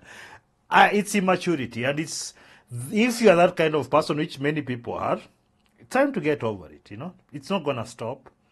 And especially if you're going to continue being mediocre the way we are, it's not going to stop. It's just going to get worse. Those words are to embrace Foundation Black Americans. Man, embrace what? Embrace what? No, but the thing that I think is extremely important is twofold. The first is when you use a term like akata, that comes from institutionalized hate and divisive language that has been spread through media and narrative. Why do you care about it so much? It's because you're fragile. You're actually, other than being fragile, you're making a lot of money and getting opportunities just crying about this, isn't it? You're on this guy, he has the activist language. The reason a lot of these people even have the station they are is because they keep on repeating this nonsense. So they brought this guy here, he's just hitting them with that. He was trending, and I know this topic it has some meat. That's why they had him on. They thought they're just going to run all over him. But you see, I have not met one woke person who's beat me in an argument because they're not rational. Because this is a person who can't describe to you correctly what a woman is. How are you meant to have a discourse with such people? People who've been captured by such an idea. You can't. Because not only are they dogmatic in a religious fashion, they are also, they've become so arrogant. They think that they're automatically right. It's rarely the case. Puts us in a certain light. Right, that we're lazy. We don't care about like the N-word. Exactly. It's a nice little code word. For example, I know people that would call us schwatzes. I've known Italians that would call us spictic-mulignans. There's a bunch of terms. That means it's just words. It means nothing. That come up, right? The thing that people don't understand when it comes to the tether word is it's not every single person who is black, who decides to become a naturalized citizen and take the... What they mean tether is if you're an immigrant and you've gone there, or an African, and you live in and work in America. That's basically what it means. They have this FBA type stick. They are very special. So they have their own little words, their own little... the way they claim people call them words, so they also have their words which they call people, which they're also insulting people, but they think it's fine because, special treatment. That's why... It's a natural thing. Everybody has words for each other, even insulting words, even this, that. Everybody does.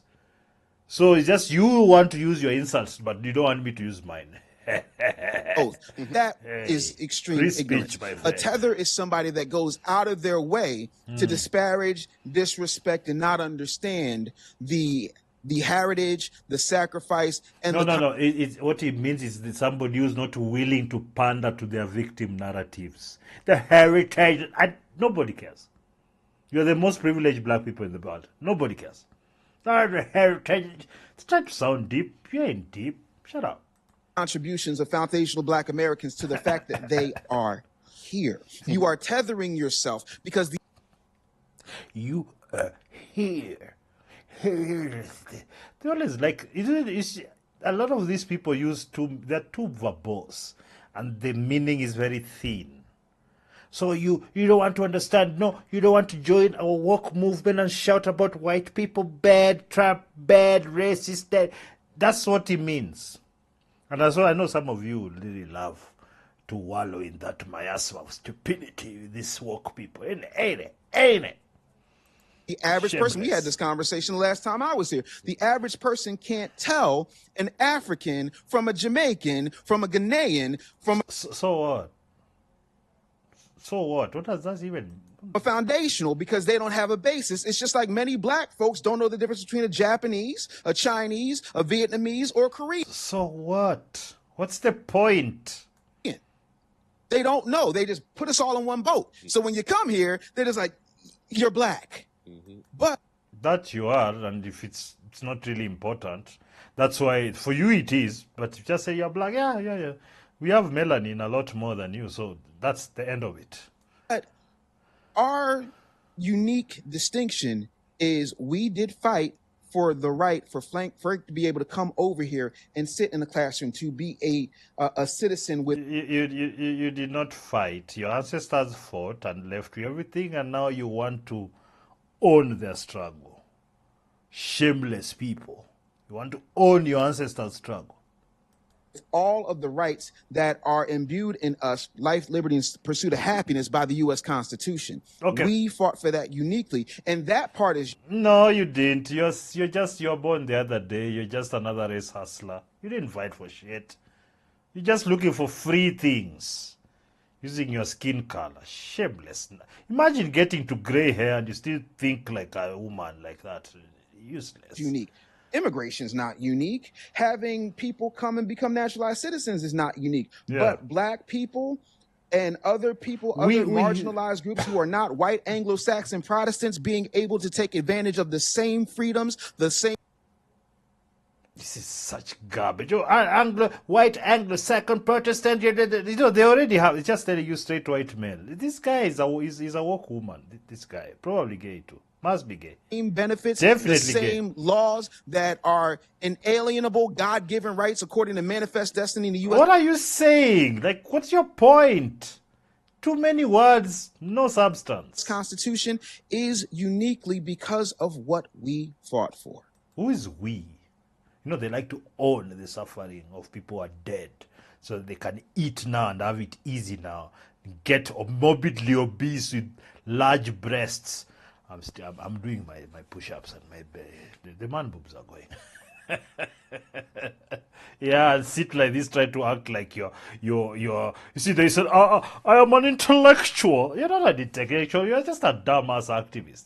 Just regurgitating the same nonsense all of you say. It's like they've been given the script. You're an Anglo-Saxon. If you're not an Anglo-Saxon, they're a minority. Shut up. Therein lies the difference. Nothing. This is your brain when you're struggling to focus. And this is your brain when you're in the zone. I want you guys take that part and go listen. Tell me if there's anything of substance that you have spoken. Nothing. It's just this garbage. We was blacks and kings. Agree with the term Akata being used? I don't care. In a He way doesn't to care. disrespect or harm in a harmful way?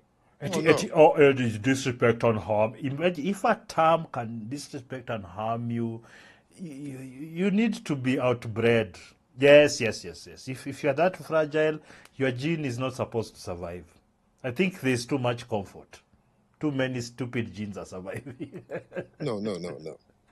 You know, so many things happen with that word. Okay, even some of us, if you use the same word in a Ghanaian, one of the Ghanaian languages, or one of the Nigerian languages, on and on and on. It was a movie with Wesley Snipes, I believe, that poisoned that word. Because it's always the American leftist identitarians who take words, histories, everything, and try to own it and make it taboo. So it's in the effort to control what people say and how they say it, so that they're able to tell you, no, these are the special people, you are the bad people, you can't say this word, you don't look at it. It's the same. That control, for me, I'm totally against it. That's why he said something in Yoruba play such language, and the videos. guy asked him, what did he mean? He translated to him and said, A "He's cotton a picker." And then Wesley Snipes swung at him in that movie. I hated the whole thing. Yeah, it was nonsense. If you go to any of the West African countries, especially Ghana, in the Ewe language of Ghana, your name is Amayibo Yovo, the black white man. The black white man? Yes. Why is that? That's the name in the airways. They're trying to describe who the person they think is. That's really the importance of names most of the time, when they have that kind of extra meaning to describe who the person is. It's what they call African Americans. And is that yes, like you live in the white man's land and you're black, and you basically are the same people except you're black. Do you understand? Caribbeans, and why do we have a specific term? What are the Caribbeans called? You must understand that United States and Sub-Saharan Africa, things that happen, and the people who came and went, Maya Angelou, the 60s movement was never between Caribbeans and what is it called? Africa. It was between American blacks and Africa. So we came to see more of you. Now, the word gaijin. Does anybody here know the word gaijin? No. So gaijin is Japanese word for foreigner. Gaijin. Guys well traveled. Gaijin is the Japanese word for foreigner. Do you know when you are a foreigner to Japanese? I prefer to be called a foreigner than no. a black Do you know white man. when or where they will refer to you as a foreigner? When you're not born there? No. What I mean is when a Japanese. Anyway. When the Japanese definition of the word foreigner is not when you visit his country. What is it? If 4 Japanese come to the United States, they refer to everybody here as gaijin, the foreigners. Because gaijin means those who are not like us. Okay. So it's not only when you go to their country, when they are in your country. You're just all not of you are like gaijin. them. Yes. So you're asking me, why do they call you, the black man white? Well, in Africa, we don't say that skin color is what identifies you with an ethnicity or a tribe. Because we're all black. It's more of traits, personality, character. Yes. I think that's enough of that. I'm gonna leave a lot of these videos in the description so that you guys can go continue watch these things. There was one little. I want to talk about Speed, IshowSpeed, and the phenomenon that he is. The online, because really we are the media now. And let me just leave this playing as I talk, because he was in Kenya the other day. He's still here, I think, and he's gotten some ridiculous, absolutely mind-boggling numbers. You can tell his team, how they've organized the travels, because this is like really high-level business promotion. That you come, you go to the parks, you go to various places where people eat, you just come and talk to some random person like this. And if you've watched even the streams that he did when he went to China, which I believe the Chinese government actually paid for, I believe this trip of him here, Brand Kenya is involved. So normally, like this guy, the amount of views that they have, and I've seen a lot of people try to talk like they understand this game. I've known this young man on the internet for over 5 years. Even when he's very young, I think he was like in high school or something like that. Like they've been doing this for a very long time. They have, what do we say? They have very high level management. The way they do things, their business, how to get the subscription, to get people to follow them. And it's becoming more about just what people do. What are you as a person? Do you have the charisma? Is your life interesting that you can broadcast to the world every day and they'll follow? It seems to be. Because I think this guy mostly, like I think he started on gaming, and they built, because the gaming industry and gamers and what, it's huge. It's bigger than Hollywood and the music industry is combined times 2 or 3 times. It makes a lot of money, too much money. And this is what has really built these guys. We start with their gaming, it's chasing the kid.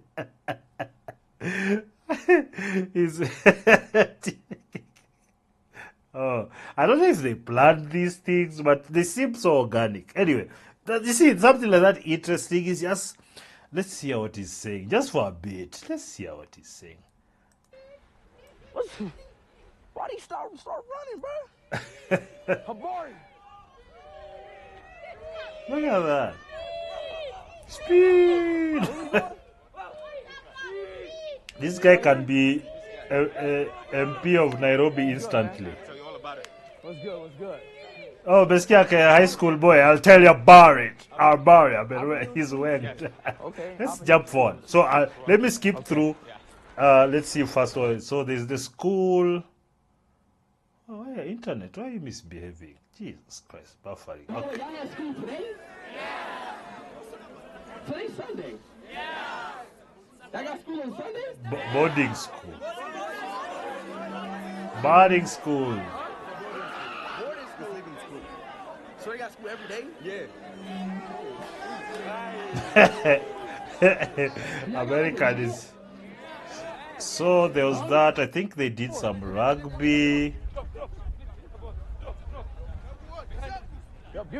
So by the way, let me just jump somewhere interesting and see. So there's Ugali here. This guy's doing the full cultural experience, kind of like almost organic, a bit organized, but most organized. So the thing is this: these days, online influencers are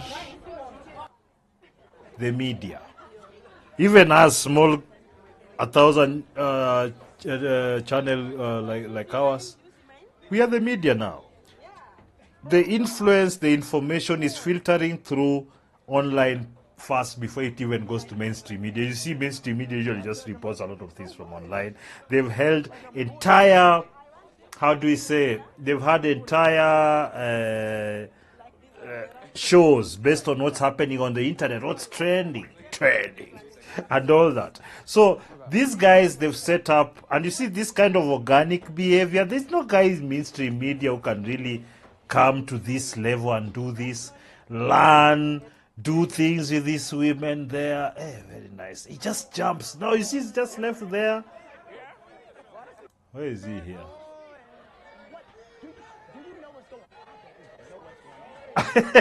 He doesn't know what's going on. They've taken him to Nyama. Yeah. So is it Kenyatta Market? Then he went to the, of course you have to take them to the animals. Feed the rhinoceros. Yeah, this is, okay. Look.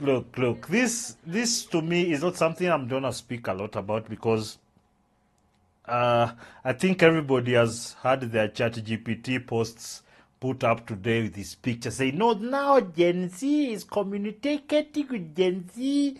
It's like these people never learned market segmentation. It's like you see, these people went to school, got A's, B's, but you remember nothing. Market segmentation. Like, young people have always been used to communicate with young people. Women have always been used to communicate with women.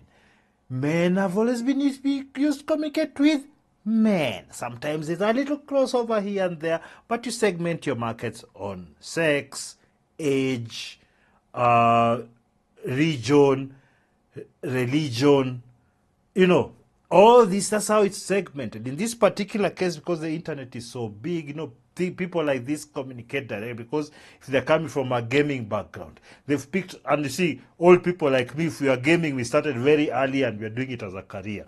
But generally speaking, we don't game.